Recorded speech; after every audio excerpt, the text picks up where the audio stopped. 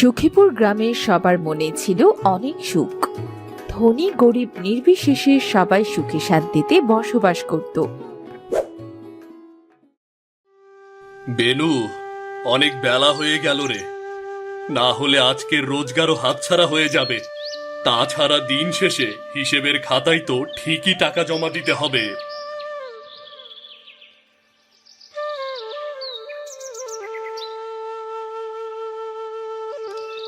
তবে বলি কি, রোজ রোজ এত সকাল সকাল না গেলেও তো হয়। গোবিন্দ দা তো তোমার আপন দাদা, এত হিসেব দিতে হবে কেন? এত কথা কেন বাড়াচ্ছিস বেনু? তুই তো জানিসই আমার দাদা কেমন। আর কাজ তো কম খুঁজলাম না, কোথাও তো আর পাওয়াও যায় না। এই একটা কাজ কোনো মতে জুটিয়েছি। দিন শেষে টাকা হিসাব না দিলে আবার ঝামেলা বাঁধাবে। দিনকালটা কেমন পড়েছে, কখন যে বৃষ্টি নামে কে জানে।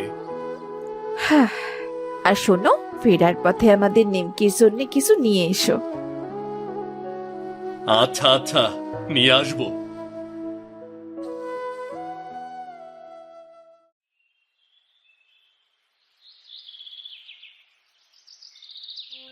কাকিমা, ও কাকিমা, তোমার বাগানে কত সুন্দর চাল কুমড়ো ধরেছি। আমার না চাল কুমড়ো খুব পছন্দ। আমায় একটা চাল কুমড়ো দাও না, আমি নিয়ে মাকে দেব।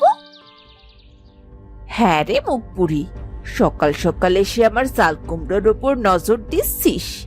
তোদের মতো ছোট লোকদের সালায় কিছুই শান্তি নাই। কাল থেকে আমার চালে একটা কালো হাড়ি বেঁধে দেব, বুঝলি? এখন এখান থেকে যা, তো যা, ভাগ এখান থেকে। যাচ্ছি গো যাচ্ছি, এমন করে বলছো যেন আমি ভিক্ষে চাইতে এসেছি। গোবিন্দ কাকার কাছে ঠিকই বলবো কাকিমা আমার সাথে খুব খারাপ ব্যবহার করেছি।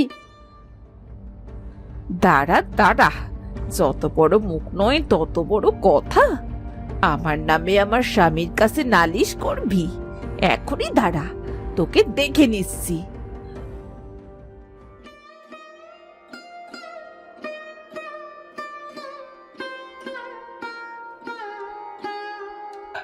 কি গো চন্দ্রা, কার সাথে অমন গলাবাজি করছিলে? কে এসেছিল? ও আম্মা, শরতের মেয়ে এসেছিল। সে আমার চাল কুমড়ো টিলে নজর দিচ্ছিল। হায় হায়, যদি আমার চাল কুমড়ো নষ্ট হয়ে যায়। ছোট মানুষ তো, ওসব বললে কিচ্ছু হয় না।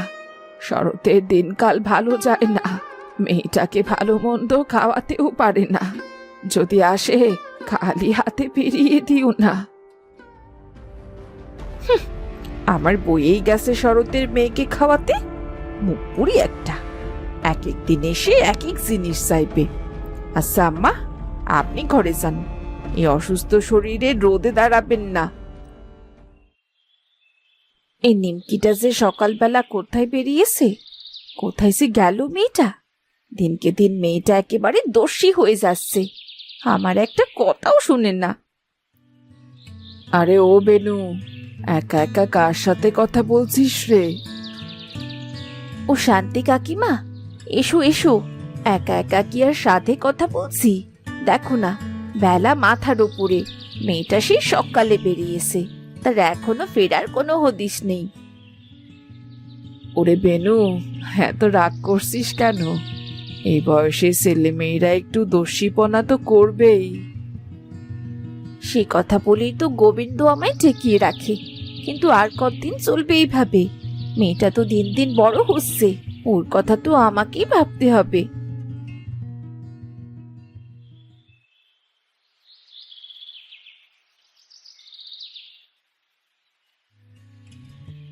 ওই দেখ দেখ, তোর নিমকি, বলেছিলাম না এক্ষুনি চলে আসবে? হ্যাঁ হ্যাঁ, ওই তো মহারানী। দিদা দেখো না, তোমাদের বৌমা আমার সাথে কেমন ব্যবহার করে। এর জন্যই তো আমি বাড়িতে থাকি না। তোমার বৌমাকে বলো আমার ক্ষুধা লেগেছে, আমাকে খাবার দিতে। পেটে টান পড়লেই মায়ের কথা মনে পড়ে না? সে সকালে কোথায় গিয়েছিলি আগে বল দেখি।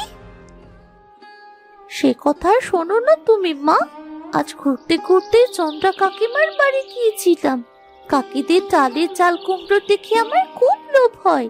কাকিমাকে বললাম, কাকিমা ও কাকিমা, আমায় একটা চাল কুমড়ো দাও না গো, বাড়ি গিয়ে মাকে বলবো রান্না করে দিতে। তাই বলে কাকিমা আমার সাথে এমন খারাপ ব্যবহার করলো, একেবারে ছাদ করে উঠলো। কি করেছিস? আজ আবার চন্দ্রার বাড়িতে গিয়েছিস? আজ তোকে আমি মেরেই ফেলবো। আরে বেনু, করছিসটা কি? এইটুকু মেয়ে, থাম থাম। না গো কাকিমা না, সরো তুমি। আজ ওকে আমি মেরেই ফেলবো। ওর জন্যে কথা শুনতে শুনতে আমার জীবনটা গেল। ওকে বলে দাও, ওর বাবা সারাদিন ভ্যান চালিয়ে অল্প কিছু টাকা নিয়ে আসে, আর তাই দিয়ে সংসার চলে। ভালো মন্দ খেতে চাইলে তো হবে না। এই যে হাঁড়িতে ভাত ফুটিয়েছি আর আলু সেদ্ধ আছে, তাই নিয়ে খেতে বলো।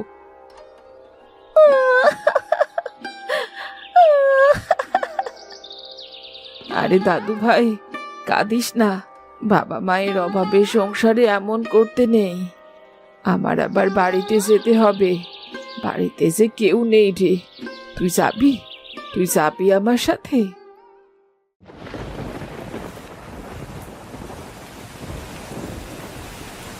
এই যে দেখেছো গিন্নি, শরৎ আবার ভ্যান নিয়ে বেরিয়েছে। কতবার বলেছি বৃষ্টির মধ্যে ভ্যান চালাবি না, ভ্যানটা নষ্ট হয়ে যাবে, কিন্তু কারো কিছু যায় আসে না। আরে এত রাগ করছো কেন? শরৎ কি ভ্যান রেখে গেছে নাকি? শরৎ এখনো আসেনি। সেই কথাই তো বলছি, বৃষ্টির দিনে ওর ভ্যান চালাতে হবে কেন? দিন দিন শরতের বার বেড়ে গেছে, অতিরিক্ত লাভের আশায় ভ্যান চালিয়ে ভ্যানটা নষ্ট করে দেবে। সে কি আর আমাদের কথা শুনবে কু? নিজের মতো করে চলে। হায় হায়, ভ্যানটা নষ্ট হলে তো আমারই ক্ষতি।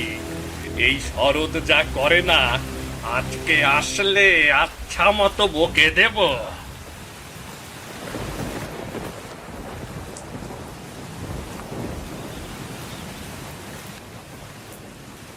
আরে দাদা, তুমি? এই যে চলে এলাম। রোজ রোজ এসে তো তোমাকে আর পাই না। আরে শরৎ, তোর কি কোনো আক্কেল জ্ঞান নেই নাকি রে? এই বৃষ্টির দিনে ভ্যান চালাতে কেন গিয়েছিলি?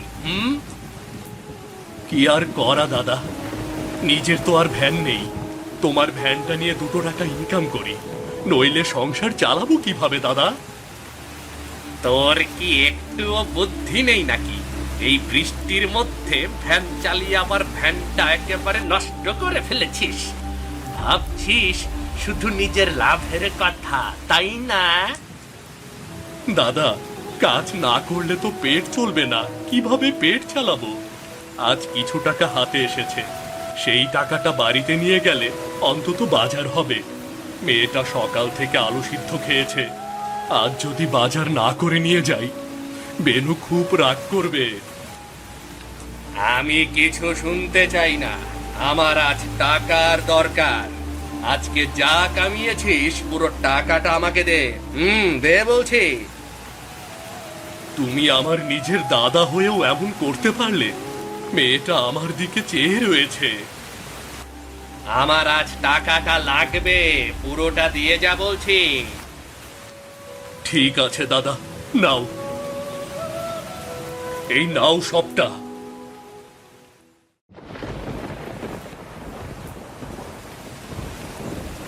দিদা, আমার না খুব চাল কুমড়োর তরকারি খেতে মন চেয়েছে। মাছকে শুধু আলু সেদ্ধ দিয়ে ভাত দিত। হায় রে, কি করবি রে মা? তোর বাবা তো সামান্য ভ্যান চালিয়ে কটা টাকা ইনকাম করে, তাই দিয়ে কোনো মতে তোদের সংসার চলে। তবে দেখিস, তোর বাবা একদিন ঠিকই তোর সব আবদার পূরণ করবে। দিদা, তুমি যাও না আমার ঠাকুমার কাছে। তুমি যদি বলো, কাল ঠিকই আমায় একটা চাল কুমড়ো ফিরে দিবি। ওরে বাবা, আমার যে আর শেষ রইল না। গোবিন্দের বউ জানতে পারলে আমাকে একেবারে খেয়ে ফেলবে। ভুলেও ওর নাম নিস নে। বাবার বাড়ির চাল কুমড়ো নিতে চাস না, আমি বরং কালই তোর বাবাকে বলবো। ঠিক আছে দিদা।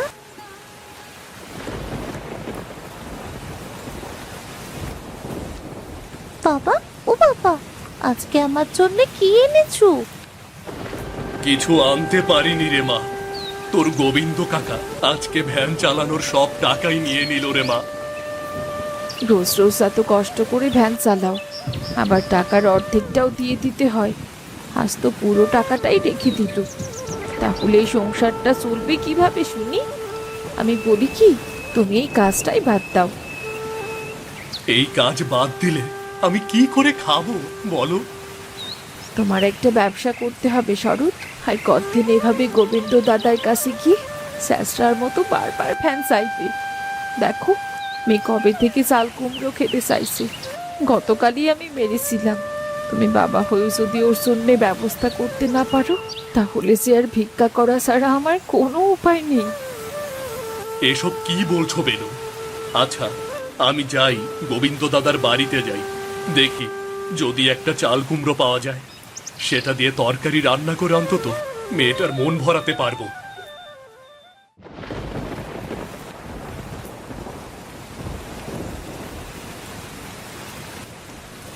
আরে শরৎ, যে প্রতিদিন এ বাড়িতে আসিস, কিন্তু আমার সাথে দেখা করিস না কেন? আমার সাথে কি তোর রাগ হয়েছে? না মা, আসলে আসি আর হিসেবের টাকা জমা দিয়েই চলে যাই। তুমি তো বাইরে বের হও না, তাই তোমার সাথে দেখা হয় না। বড়লোকের বাড়িতে কি আর আমার আশা সাজে বলো? আরে কি যে বলিস শরৎ! মা, ঠিকই বলেছি। কয়েকদিন হলো আমার মেয়ে নিমকি চাল কুমড়ো খেতে চাইছে, কিন্তু আমি তার সামনে দিতে পারছি না। আর তুমি তো রোজ পোলাও মাংস কত কি খাও, আমাদের কথা তো তোমার মনেও পড়ে না। এইসব যে কি বলিস রে বাবা, তোদের কথা আমার সব সময় মনে পড়ে। জানিস তো আমি কিসের মধ্যে থাকি? আচ্ছা দাঁড়া, এখানেই দাঁড়া।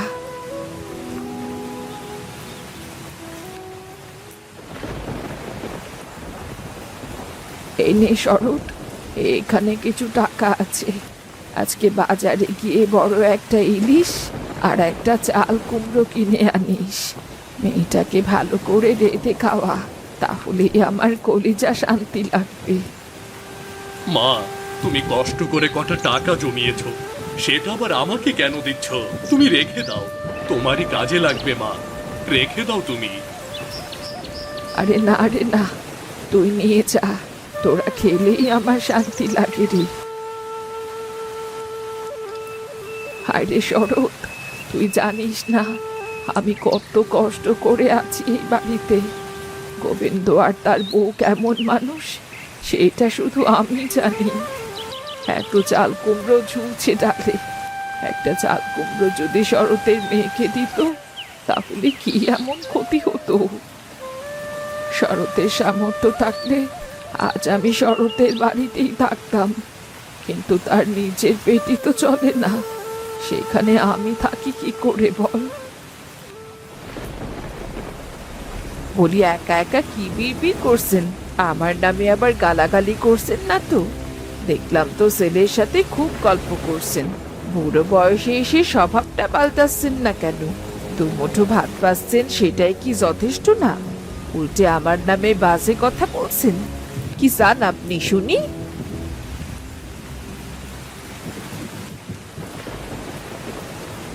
কি হলো আবার চন্দ্রা? কি আর হবে, তোমার এই বুড়িমা আমাকে জ্বালিয়ে পুড়িয়ে শেষ করে দিল। আজকে তোমার ভাই শরৎ এসেছিল, তার সাথে কত গালমন্দ করলো আমার নামে, আমি তো সবই দেখেছিলাম।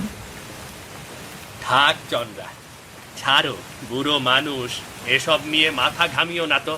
আমাকে খেতে দাও, খুব খিদে পেয়েছে, খেতে দাও। দেখো, তুমি তোমার মাকে যে টাকা দাও, সেই টাকার ওষুধপাতি কিছুই কিনছে না, পোটলায় বেঁধে জমাচ্ছে, তারপর শরতের বাড়িতে পাচার করছে। তোমার কষ্টের টাকা সব শরতের হাতে দিয়ে দিচ্ছে, সেদিকে তোমার কোনো খেয়াল আছে? কি বলছো তুমি? এটা কি সত্যি? সত্যি না, আমি নিজে দেখেছি রান্নাঘর থেকে লুকিয়ে। তোমার মা ঘর থেকে পোটলা বার করে শরৎকে দিয়ে দিত। তুমি কি করেছো মা? তুমি কি শুধু শরৎকেই ভালোবাসো? আমাকে তো কোনোদিন এভাবে একটা পোটলা দিয়ে সাহায্যও করনি। আর আমি তোমাকে কটা টাকা ওষুধ খেতে দেই, আর তুমি সেই টাকাটা শরৎকে দিয়ে দিলে? হুম? তেমন কিছু না রে বাবা, শরতের মেয়েটা কদিন ধরে চাল কুমড়ো খেতে চাইছিল। শরতের কাছে তো টাকা পয়সা নেই, ভ্যান চালিয়ে যা ইনকাম হয় তা দিয়ে তো সংসারই চলে না। মেয়ের আবদার পূরণ করবে কি করে? তাই আমি গুছিয়ে রাখা 2 টাকা দিলাম, চাল কুমড়ো কিনে রান্না করে খাবে। ও এই কথা চন্দ্রা, এই কথা। তাহলে একটা চাল কুমড়ো তো দিতেই পারতে, ও তো আমার নিজেরই ভাই। দরদটা দেখো তো, এত যখন দরদে উঠলে পড়ে তাহলে রাখো না, তোমার ভাইকে নিজের বাড়িতেই রাখো, এনে বসিয়ে বসিয়ে খাওয়াও একসাথে।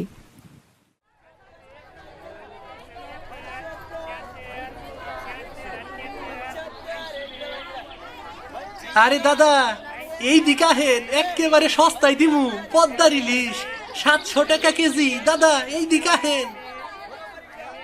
আরে শরৎ ভাই, এই দিকা হো, তোমার লাইগা একেবারে সস্তা ইলিশ রাখছি গো। হায় হায়, কার কাছ থেকে নিলে সস্তা পাবো বুঝি না। আমার হাতে তো খুব বেশি টাকাও নেই। মেয়েটার মুখের হাসিটাই আসল, বাকি সব যাই হোক।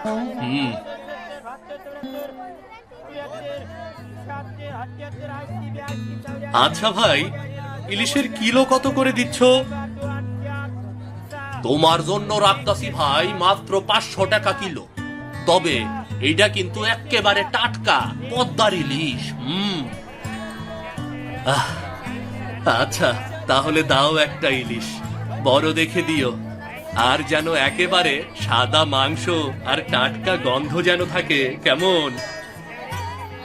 থাকবো থাকবো, ইলিশ খাইলে তোমার মুখে একবারে লাইকে থাকবো দাদা, একের ইলিশ। ব্যাস, ইলিশ তো হয়ে গেল। এখন একটা চাল কুমড়ো হলেই কেল্লা ফতে। নিমকির মনের আশা পূরণ হবে। চাল কুমড়ো দিয়ে তরকারি রাঁধবে বেনু, আজকে সবাই মিলে কবজি ডুবিয়ে খাবো।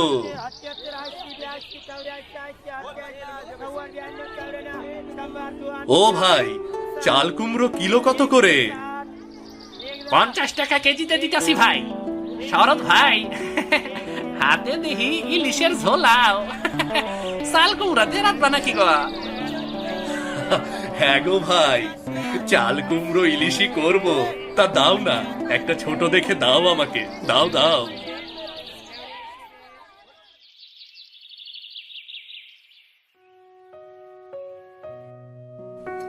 কি রে শরৎ, তোর কি রাগ হয়েছে নাকি? আজ তো ভ্যান চালাতে এলি না রে। আর বলো না দাদা, মেয়েটা কয়েকদিন ধরে বায়না ধরেছে চাল কুমড়ো ইলিশ খাবে। তাই আজ ভোরে ঠিক করলাম বাজার করেই ফিরবো গো। কিরে, মেয়েকে একাই খাওয়াবি নাকি? আমাদের কোনো দাওয়াত টাওয়াত দিবি না? কি যে বলো দাদা, তোমাদের রেখে কি আমি খেতে পারি? চলো চলো, আজ তুমি আর বৌদি আমাদের বাড়িতে বসে একসাথে খাবে গো।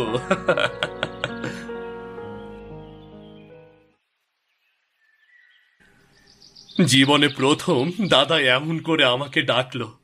যদি সব সময় এভাবে মিলেমিশে থাকতাম কত ভালো লাগতো। তারা যতই খারাপ হোক না কেন, আমি তো তাদের আপনজনই ভেবে থাকি। আজকে সত্যি সত্যি বৌদি আর দাদাকে দাওয়াত খাওয়াবো।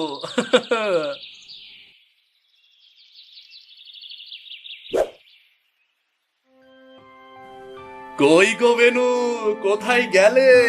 এই দেখো কি এনেছি গো তোমার জন্য, দেখো।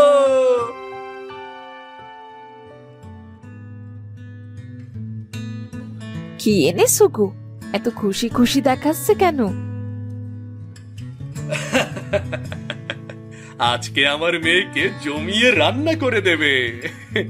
আর শোনো, দাদার বৌদিও আসবে আমাদের বাড়িতে, বুঝলে? আমি দাওয়াত দেব। সে কি, তোমার ওই বড়লোক ভাই কি আমাদের বাড়িতে আসবে? আসবে আসবে, দাদা নিজের মুখে বলেছে। শোনো, ওরা আমাদের বাড়িতে এলে আমরা কেউই খারাপ ব্যবহার করব না। বিধাতা দেখো আমাদের আরো অনেক বাড়িয়ে দেবে, অনেক বাড়িয়ে দেবে গো।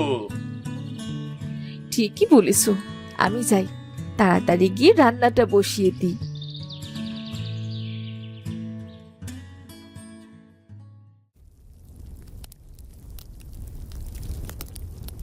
মা, আজকে আমাদের বাড়িতে ইলিশের খানে একেবারে মোমো করছি।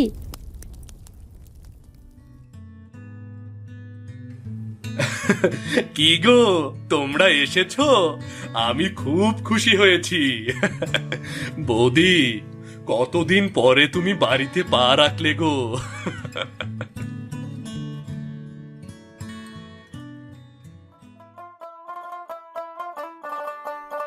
দেখ রে বেনু, তোদের সাথে আমি অনেক খারাপ ব্যবহার করেছি, কিন্তু এখন একসাথে মিলেমিশে থাকলে কত ভালো হয়।